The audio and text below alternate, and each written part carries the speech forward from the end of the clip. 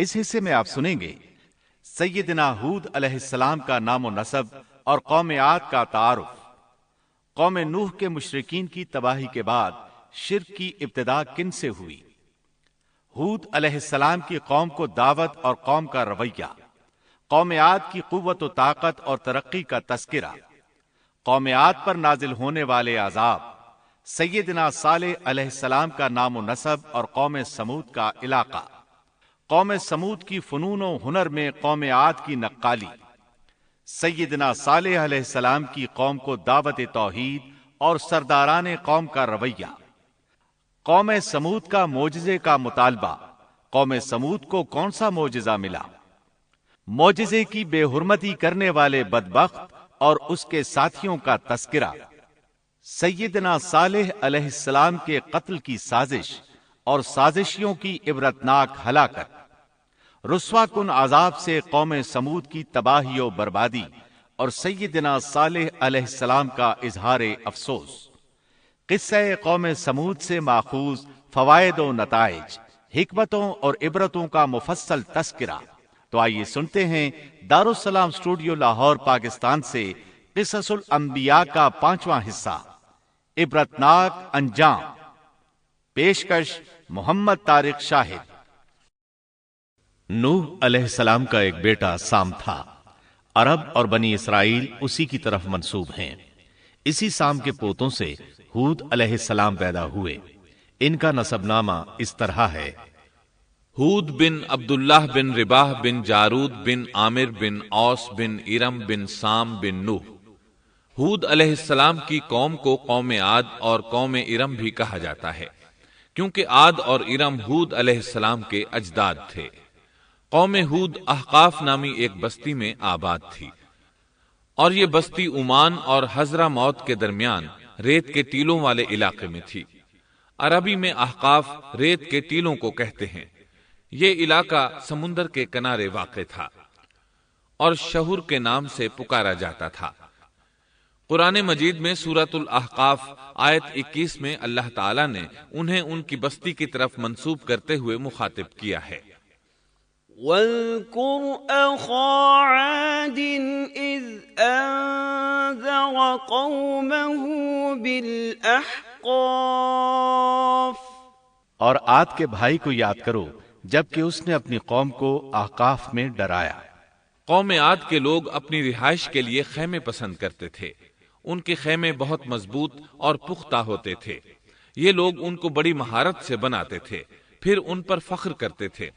اللہ تعالیٰ سورۃ الفجر آیات 6 تا 8 میں فرماتے ہیں: أَلَمْ تَرَ كَيْفَ فَعَلَ رَبُّكَ بِعَادٍ إِرَمَ ذَاتِ الْعِمَادِ الَّتِي لَمْ يُخْلَقْ مِثْلُهَا فِي الْبِلَادِ۔ کیا آپ نے نہیں دیکھا کہ آپ کے رب نے عاد کے ساتھ کیا کیا، جو نسل ارم سے تھے، ستونوں والے تھے، جن کے مانند کوئی قوم دنیا کے ممالک میں پیدا نہیں کی گئی۔ اللہ تعالیٰ نے ان کی کاریگری اور فن کی ایک مثال دی ہے کہ وہ ایسے خیموں میں آباد تھے جن کے ستون بہت مضبوط تھے، طاقتور تھے۔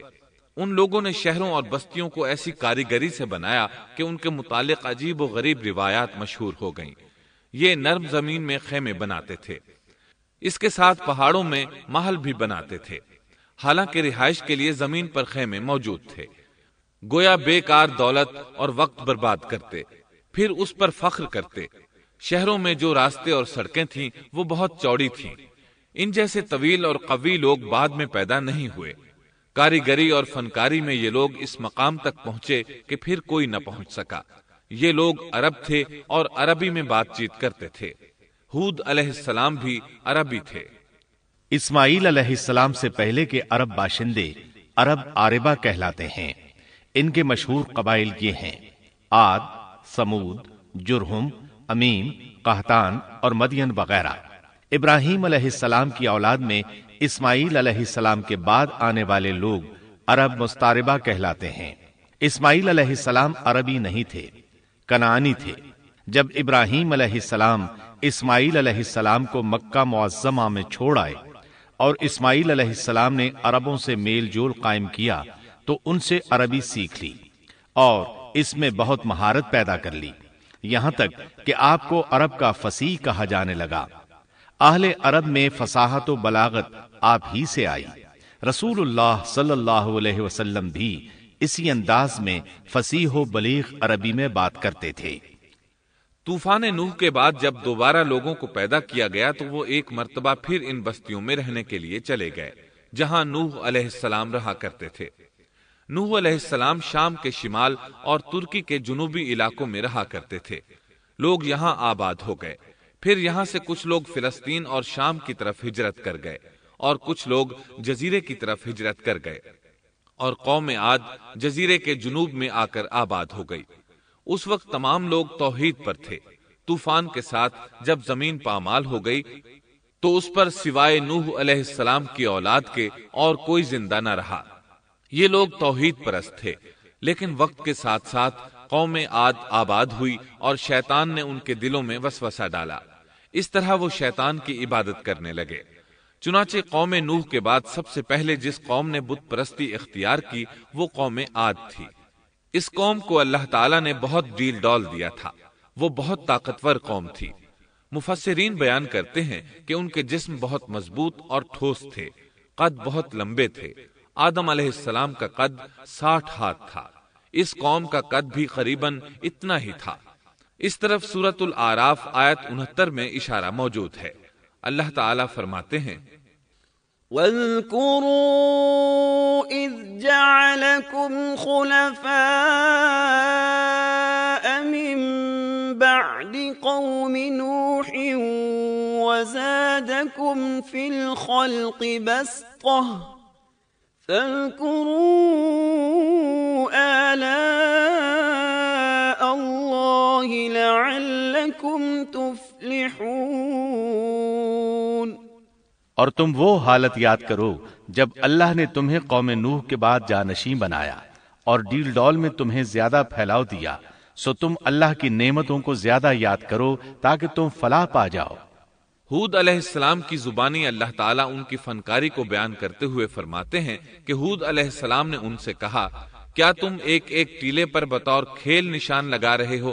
مطلب یہ کہ یہ لوگ پہاڑوں کی چوٹیوں پر محل تعمیر کرتے تھے۔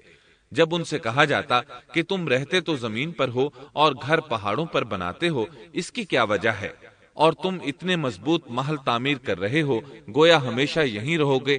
وہ لوگ دراصل ٹیلوں، گھاٹیوں، دروں اور پہاڑوں پر عمارات تعمیر کرتے تھے، اور ان کا مقصد ان میں رہنا نہیں تھا، بلکہ صرف کھیل کود کے لیے ایسا کرتے تھے۔ ہود علیہ السلام نے انہیں جھنجھوڑا کہ تم ایسا کام کیوں کرتے ہو جس کا کوئی مقصد نہیں، جس کام کے فضول ہونے میں کوئی شک نہیں۔ ہود علیہ السلام انہیں واعظ کرتے تھے، اے میری قوم، اللہ نے تمہیں بڑی قوت سے نوازا ہے۔ تمہاری طاقت کا عالم یہ ہے کہ جب تم کسی پر ہاتھ ڈالتے ہو تو ظلم کرتے ہو، کوئی شخص تمہارے سامنے آنا گوارا نہیں کرتا۔ لہذا اللہ سے ڈرو اور میری پیروی کرو، اس سے ڈرو جس نے ان چیزوں سے تمہاری مدد کی۔ اللہ تعالیٰ نے اپنی ہر طرح کی نعمت، مال، اسباب، اولاد، باغات، شہر، قوت، جسامت اور صنعت کاری سے تمہیں نوازا ہے، لہٰذا تم اللہ سے ڈرو اور میری اطاعت کرو۔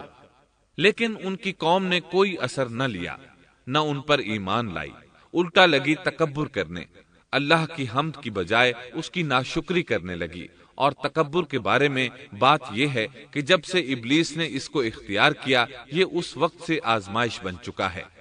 اللہ تعالیٰ سورہ حامیم السجدہ آیت 15 میں فرماتے ہیں، فَأَمَّا عَادٌ فَاسْتَكْبَرُوا فِي الْأَرْضِ بِغَيْرِ الْحَقِّ وَقَالُوا مَنْ أَشَدُّ مِنَّا قُوَّةً أَوَلَمْ يَرَوْا أَنَّ اللَّهَ الَّذِي خَلَقَهُمْ هُوَ أَشَدُّ مِنْهُمْ قُوَّةً۔ پس قوم عاد نے تو بے وجہ زمین میں سرکشی شروع کر دی اور کہنے لگے کہ ہم سے زوراور کون ہے؟ کیا انہیں یہ نظر نہ آیا کہ جس اللہ نے انہیں پیدا کیا ہے وہ ان سے بہت ہی زیادہ زوراور ہے؟ جب یہ لوگ اپنی سرکشی اور کفر میں حد سے بڑھ گئے تب اللہ تعالیٰ نے ہود علیہ السلام کو ان کی طرف بھیجا۔ انہوں نے انہیں اللہ کی طرف بلایا اور کہا، اے میری قوم، اللہ کی عبادت کرو، اس کے سوا تمہارا کوئی معبود نہیں۔ کیا تم ڈرتے نہیں؟ قوم کے کافر سردار کہنے لگے، ہم تو دیکھتے ہیں کہ تو نری بے وقوفی میں ہے، ہمارے خیال میں تو جھوٹا ہے۔ اس پر ہود علیہ السلام نے فرمایا، میری قوم، میں بے وقوف نہیں، میں تو تمام جہانوں کے پروردگار کی طرف سے بھیجا گیا ہوں، تمہیں اپنے رب کے پیغامات پہنچا رہا ہوں، اور ہوں بھی تمہارا دلی خیر خواہ اور امانت دار۔ کیا تم اس بات سے تعجب کرتے ہو کہ تم میں سے ایک شخص کی معرفت اللہ کا ذکر تم تک پہنچا کہ وہ تمہیں خبردار کر دے؟ تم اللہ کی اس نعمت کو یاد کرو کہ اس نے تمہیں قوم نوح کے بعد خلیفہ بنایا اور ڈیل ڈول میں تمہیں زیادہ پھیلاؤ دیا۔ تم اللہ کے احسانات کو یاد کرو تاکہ فلاح اور نجات پا جاؤ۔ ہود علیہ السلام نے اللہ کی عظیم نعمتوں کے ساتھ انہیں نصیحت کی، لیکن وہ بدبخت کفر ہی کرتے رہے۔ آخر انہیں جھنجھوڑنے کے لیے انہوں نے فرمایا، اے میری قوم، اللہ ہی کی عبادت کرو، اس کے سوا تمہارا کوئی معبود نہیں۔ تم تو صرف بہتان بازی کر رہے ہو، یعنی جن بتوں کی تم پوجا کر رہے ہو ان کی پوجا تم نے خود گھڑی ہے۔ اللہ تعالیٰ نے تو اس کے متعلق کوئی دلیل نازل نہیں فرمائی۔ میری قوم کے لوگوں، میں تم سے اس دعوت و تبلیغ کی کوئی اجرت نہیں مانگتا، میرا اجر اس کے ذمے ہے جس نے مجھے پیدا کیا ہے، تو کیا تم پھر بھی عقل سے کام نہیں لیتے؟ اے میری قوم کے لوگوں، اپنے رب سے گزشتہ گناہوں کی معافی طلب کرو، آئندہ گناہوں سے توبہ کرو تاکہ وہ برسنے والے بادل تم پر بھیج دے اور تمہیں طاقت میں اور بڑھا دے، تاکہ تم گناہگار ہونے کے باوجود روگردانی نہ کرو۔ ہود علیہ السلام مسلسل انہیں دعوت دیتے رہے، لیکن وہ ظالم قوم نوح کی طرح ان کا مذاق اڑانے لگی اور کہنے لگی، ہمارے خیال میں تو بے وقوف ہے اور شاید تو ہمارے کسی معبود کے بڑے جھپٹے میں آ گیا ہے، تو ہمارے بتوں کو برا کہتا ہے، اس لیے ان میں سے کسی کی مار تم پر پڑی ہے، اسی لیے تو ذہنی مریض بن گیا ہے۔ وہ ظالم لوگ چونکہ آخرت پر ایمان نہیں رکھتے تھے اور دنیا میں خوشحالی کی زندگی بسر کر رہے تھے اور تھے بھی اپنی قوم کے سردار، اس لیے اپنے ماتحتوں سے کہنے لگے، یہ تو تم جیسا ہی انسان ہے، وہی کچھ کھاتا ہے جو تم کھاتے ہو اور پیتا بھی وہی کچھ ہے جو تم پیتے ہو۔ اب اگر تم نے اپنے جیسے انسان کی اطاعت قبول کر لی تو سخت خسارے میں رہو گے۔ کیا یہ تمہیں اس بات سے دھمکاتا ہے کہ جب تم مر کر خاک اور ہڈیاں بن جاؤ گے تو پھر زندہ کیے جاؤ گے؟ ہرگز نہیں، یہ بات امکان سے باہر ہے جس کا وعدہ تم سے کیا جاتا ہے۔ یہ زندگی تو صرف دنیا کی ہے، ہم مرتے جیتے رہتے ہیں، ہم پھر نہیں اٹھائے جائیں گے۔ یہ تو وہ شخص ہے جس نے اللہ پر جھوٹ باندھا ہے، ہم اس پر یقین کرنے والے نہیں۔ ہود علیہ السلام انہیں دعوت دیتے رہے یہاں تک کہ ان کی قوم نے واضح طور پر کہہ دیا کہ آپ ہمیں واز سنائیں یا نہ سنائیں، ہم تو اپنی روش نہیں چھوڑیں گے، یہ تو پرانے لوگوں کا دین ہے۔ اس طرح قوم انہیں مسلسل جھٹلاتی ہی رہی۔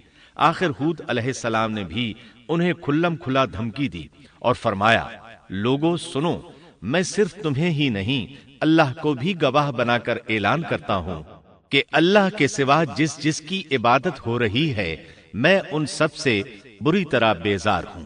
اب تم ہی نہیں اپنے ساتھ اوروں کو بھی بلا لو اور اپنے ان سب جھوٹے معبودوں کو بھی بلا لو، اور تم سے جو ہو سکے مجھے نقصان پہنچا دو، مجھے کوئی مہلت نہ دو، نہ مجھ پر ترس کھاؤ۔ یہ فرمانے کے بعد انہوں نے اللہ سے دعا کی، رب انصرنی بما کذبون، اے پروردگار ان کے جھٹلانے پر تو میری مدد فرما۔ اللہ کی طرف سے آپ کو جواب ملا، یہ تو بہت ہی جلد اپنے کیے پر پچھتانے لگیں گے۔ اللہ کے نبی کا انکار کرنے، اس سے بغض رکھنے اور اس کا مذاق اڑانے والوں کا انجام کیا ہوا؟ اللہ نے انہیں ایسے زناٹے کی آندھی سے تہس نہس کیا کہ جس کی تاریخ میں مثال نہیں ملتی۔ اللہ نے ان سے بارش روک لی، اس سے خشک سالی کی کیفیت پیدا ہو گئی، درخت اور پھل ختم ہو گئے، وہ لوگ بارش کی خواہش کرنے لگے۔ اسی حالت میں ایک دن اللہ نے انہیں عذاب دینے کا ارادہ فرمایا۔ انہوں نے دیکھا ایک سیاہ بادل ان کی طرف بڑھ رہا ہے، خوشی سے اچھلنے لگے، کہنے لگے یہ بادل ہم پر برسنے والا ہے، جبکہ ان کا خیال غلط تھا۔ دراصل ابر کی صورت میں یہ وہ قہر الہی تھا جس کے آنے کی وہ جلدی مچا رہے تھے۔ وہ عذاب ان کی بستیوں کی تمام چیزوں، پھلوں، خیموں، درختوں کو تہس نہس کرتا ہوا آیا۔ اسے اللہ کا یہی حکم تھا۔ آندھی اس قدر زبردست تھی کہ پہاڑوں پر ان کے تعمیر کردہ محلوں تک کو اڑا لے گئی۔ مجرموں کا یہی بدلہ ہے۔ اللہ تعالی سورۃ الزاریات آیت 41 اور 42 میں فرماتے ہیں، وَفِي عَادٍ إِذْ أَرْسَلْنَا عَلَيْهِمُ الرِّيحَ الْعَقِيمَ مَا تَذَرُ مِن شَيْءٍ أَتَتْ عَلَيْهِ إِلَّا جَعَلَتْهُ كَالرَّمِيمِ۔ اسی طرح عادیوں میں بھی ہماری طرف سے تنبیہ ہے۔ جبکہ ہم نے ان پر خیر و برکت سے خالی آندھی بھیجی، وہ جس جس چیز پر گرتی تھی اسے بوسیدہ ہڈی کی طرح چورا چورا کر دیتی تھی۔ اس آندھی نے ہر چیز کو فنا کر کے رکھ دیا۔ اللہ تعالیٰ ان کی تباہی ایک جگہ ان الفاظ میں بیان کرتے ہیں، قوم عاد نے بھی جھٹلایا، پس کیسا ہوا میرا عذاب اور میری ڈرانے والی باتیں۔ ہم نے ان پر تیز و تند مسلسل چلنے والی ہوا ایک لگاتار منحوس دن میں بھیج دی، جو لوگوں کو اٹھا اٹھا کر دے پٹکتی تھی، گویا کہ وہ جڑ سے کٹے ہوئے کھجور کے تنے ہیں۔ پس کیسی رہی میری سزا اور میرا ڈرانا۔ یقیناً ہم نے قرآن کو نصیحت کے لیے آسان کر دیا ہے، پس کیا ہے کوئی نصیحت پکڑنے والا؟ ایک تیسرے مقام پر اللہ نے ان کی ذلت اور رسوائی کا ذکر یوں کیا ہے، قوم عاد بے حد تند اور تیز ہوا سے غارت کر دی گئی۔ وہ ہوا ان پر برابر لگاتار 7 رات اور 8 دن تک اللہ کے حکم سے چلتی رہی۔ آپ وہاں ہوتے تو دیکھتے کہ وہاں لوگ یوں چاروں شانوں چت گرے پڑے ہیں جیسے وہ کھجوروں کے کھوکھلے تنے ہوں۔ کیا ان میں سے کوئی بھی آپ کو باقی نظر آ رہا ہے؟ ہود علیہ السلام کو اللہ تعالیٰ نے اپنی رحمت سے نجات دی۔ باقی تمام جگہوں پر تباہی تھی، لیکن جس جگہ ہود علیہ السلام اور ان کے ساتھی تھے اس طرف یہ ہوا پھٹکی بھی نہیں۔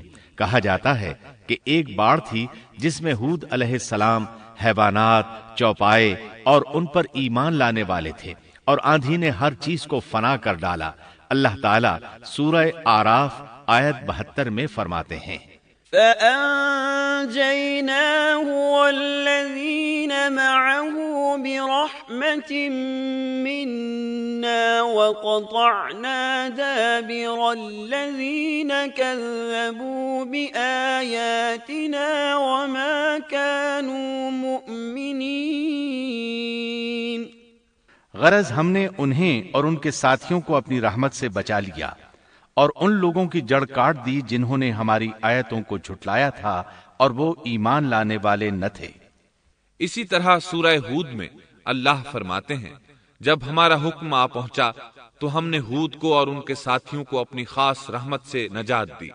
ہم نے ان سب کو سخت عذاب سے صاف بچا لیا۔ یہ تھے قوم عاد کے لوگ جنہوں نے اپنے رب کی آیتوں کا انکار کیا اور اس کے رسولوں کی نافرمانی کی، اور ہر ایک سرکش نافرمان کے حکم کو مانا۔ دنیا میں بھی ان پر لعنت لگا دی گئی اور قیامت کے دن بھی۔ دیکھ لو، قوم عاد نے اپنے رب سے کفر کیا، ہود کی قوم عاد پر لعنت ہو۔ اس طرح قوم عاد تباہ ہو گئی۔ ان کے بعد مومنوں نے ان کے باقی بچ جانے والے مکانات پر قبضہ کر لیا اور وہاں رہنے لگے۔ پھر ہود علیہ السلام نے حضرہ موت میں وفات پائی۔ اب ہم آتے ہیں سیدنا صالح علیہ السلام کے قصے کی طرف۔ دن گزرتے گئے اور لوگ ایک بار پھر ابلیس لعین کے وسوسے میں آ کر کفر کی طرف پلٹ آئے، کیونکہ ابلیس کسی بھی شخص کو وسوسے میں ڈالے بغیر نہیں چھوڑتا۔ اس طرح ایک بار پھر کفر پھیل گیا۔ چنانچہ اللہ نے ان کی ہدایت کے لیے صالح علیہ السلام کو مبعوث فرمایا۔ یہ سمود کے پوتوں میں سے ایک عربی نبی تھے۔ ان کا نسب نامہ اس طرح ہے: صالح بن عبید بن سیاف بن ماشح بن عبید بن حاضر بن سمود بن ارم بن سام بن نوح علیہ السلام۔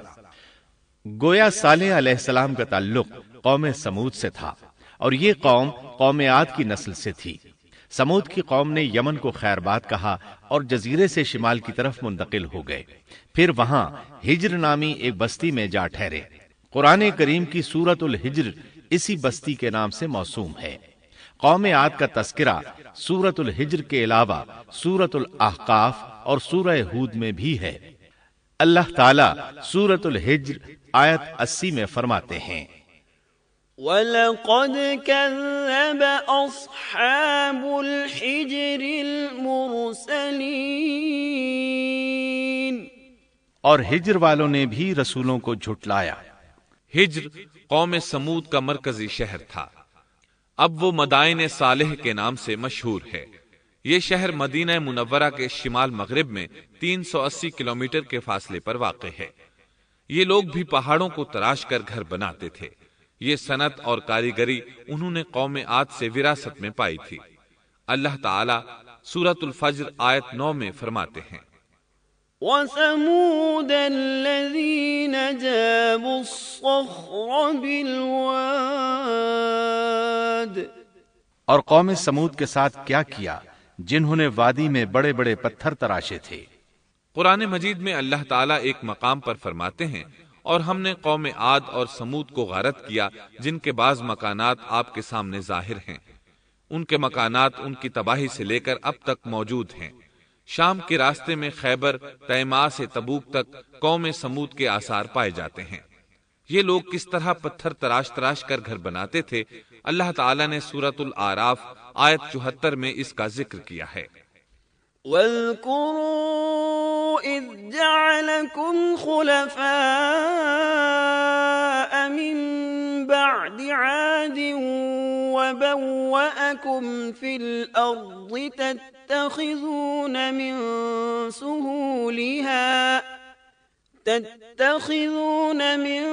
سُهُولِهَا قُصُورًا وَتَنْحِتُونَ الْجِبَالَ بُيُوتًا فَاذْكُرُوا آلَاءَ اللَّهِ وَلَا تَعْثَوْا فِي الْأَرْضِ مُفْسِدِينَ۔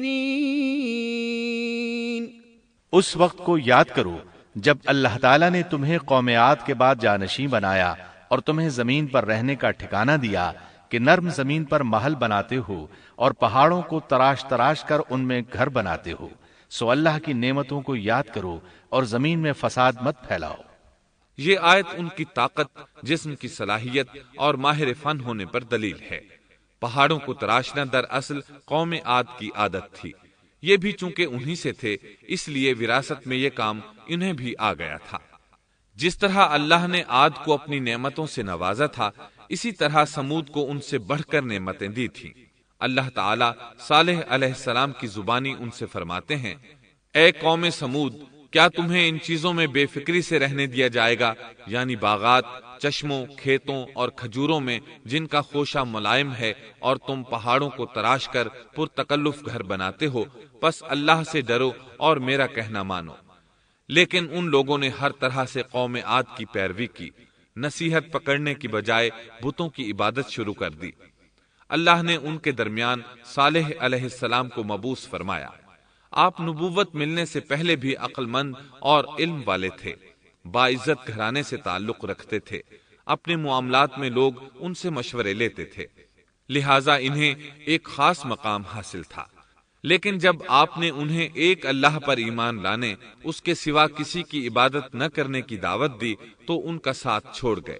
جواب میں ان سے کہنے لگے، یا صالح قد كنت فينا مرجوا قبل هذا، اے صالح، اس سے پہلے تو ہم تجھ سے بہت کچھ امیدیں لگائے ہوئے تھے۔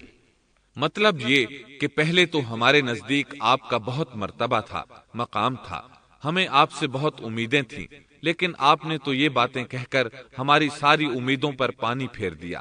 ان کے اس جواب کے باوجود صالح علیہ السلام انہیں اللہ کی طرف بلاتے رہے اور ان سے کہتے رہے، اے میری قوم، اللہ کی عبادت کرو، اس کے سوا تمہارا کوئی معبود نہیں۔ تمام انبیاء کی اپنی اپنی قوم کو یہی دعوت تھی کہ اے لوگو، اللہ کی عبادت کرو، اسی نے تمہیں زمین سے پیدا کیا ہے، اسی نے تمہیں زمین میں آباد کیا ہے، اس سے معافی طلب کرو، یقیناً میرا رب قریب ہے اور دعاؤں کو قبول کرنے والا ہے۔ اے میری قوم، تم نیکی سے پہلے برائی کی جلدی کر رہے ہو، اللہ سے معافی کیوں نہیں مانگتے کہ تم پر رحم کیا جائے؟ اللہ سے ڈرو، میری اطاعت کرو، حد سے گزر جانے والے بے باک لوگوں کی اطاعت سے باز آؤ، وہ ملک میں فساد پھیلا رہے ہیں اور اصلاح نہیں کرتے۔ صالح علیہ السلام نے ہود علیہ السلام کی طرح اپنی قوم کو نصیحت کی، لیکن ان ظالموں نے بھی اسی طرح کفر کیا جیسے قوم عاد نے کیا تھا۔ کہنے لگے، یہ کیسے ہو سکتا ہے کہ ہم اپنے میں سے ایک شخص کے تابع ہو جائیں؟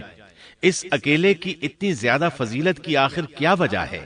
ہم نہیں مان سکتے کہ ہم میں صرف اسی ایک پر اللہ کی باتیں نازل ہوتی ہیں۔